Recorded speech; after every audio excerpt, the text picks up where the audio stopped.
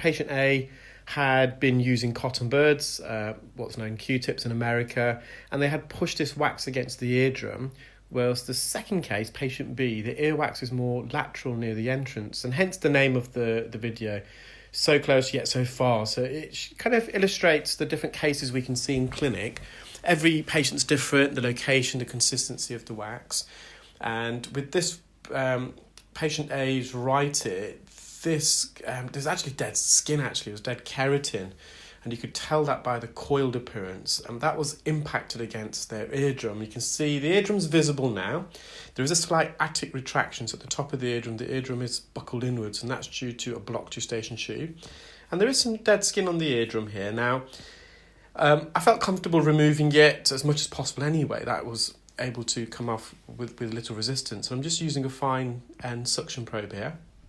And I'm just kissing the surface of the eardrum, trying to lift this dead skin off the eardrum. Now, it would probably come out naturally, migrate off the eardrum in the next couple of weeks, but the patient was still, I felt comfortable just approaching the eardrum and making just gentle contact with it. And it's just a bit here, just to the left of the hammer bone. You can see the hammer bone running from top to bottom there.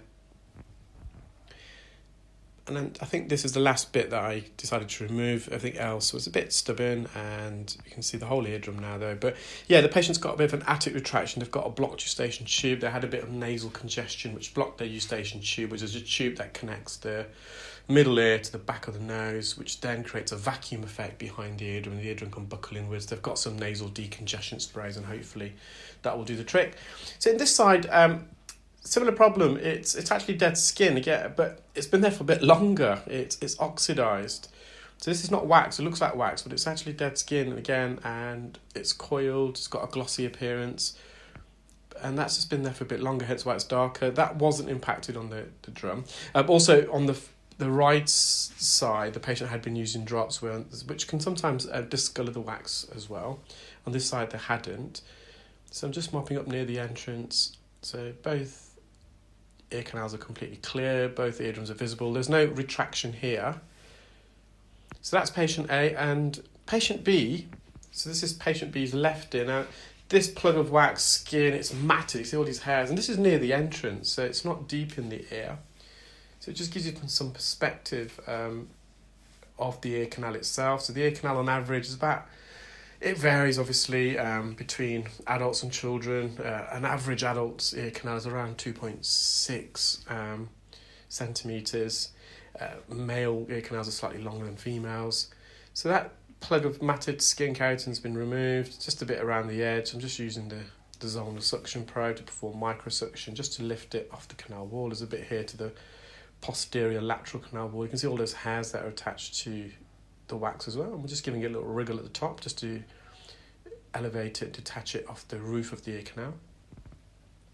So when you're performing clinical ear care, you're going to be comfortable removing wax from all regions of the ear canal, not just the entrance but also the eardrum, and for that you need a good view.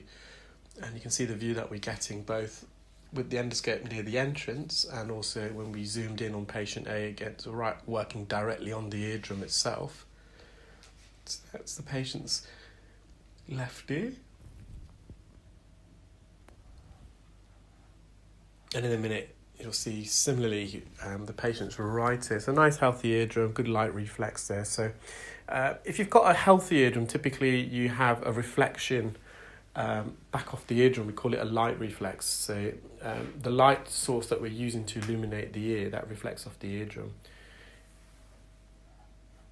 And again, so this is just past the first band. You can see all these hairs. That's a good indicator as well that we're near the entrance. I'm just trying to get a suction grip. So quite dry wax here. Now, could have used probably an ear hook, but we're using suction already.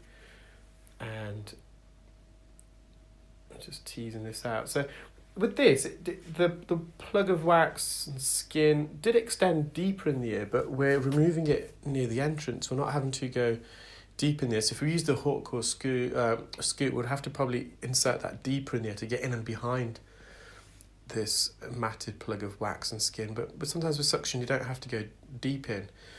We can just remove it by getting a suction grip near the entrance and bringing it outwards.